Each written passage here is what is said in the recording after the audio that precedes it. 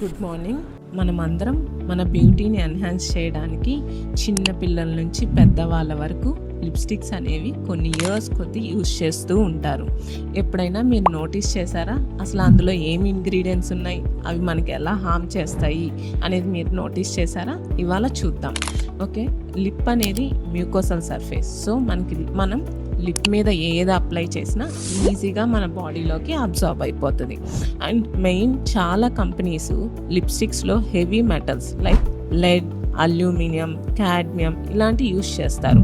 So అది daily మనం ingest చేయడం వల్ల ఏమవుతుందంటే న్యూరలాజికల్ డిసార్డర్స్ రావడం, ఆర్గాన్ డ్యామేజ్ అవ్వడము అలాంటివి నోటీస్ చేస్తాం. అండ్ ఇంకా పారాబిన్స్ అంటే లిప్స్టిక్స్లో ప్రిజర్వేటివ్స్ లాగా ఈ మిథైల్ పారాబిన్ అని, ప్రొపైల్ పారాబిన్ అని అవి యూజ్ చేస్తారనమాట. సో అవి ఏం చేస్తాయంటే మన బాడీలో ఏదైతే న్యాచురల్గా ఉంటుందో ఈస్ట్రోజన్ హార్మోను దానిలాగా మిమిక్ చేయడం స్టార్ట్ అవుతుంది. సో దానివల్ల ఏమవుతుందంటే ఎండోక్రైన్ హార్మోన్ డిస్టర్బ్ అవడం, దానివల్ల రీప్రొడక్టివ్ హెల్త్ ఇష్యూస్ రావడం అది నోటీస్ చేస్తాం.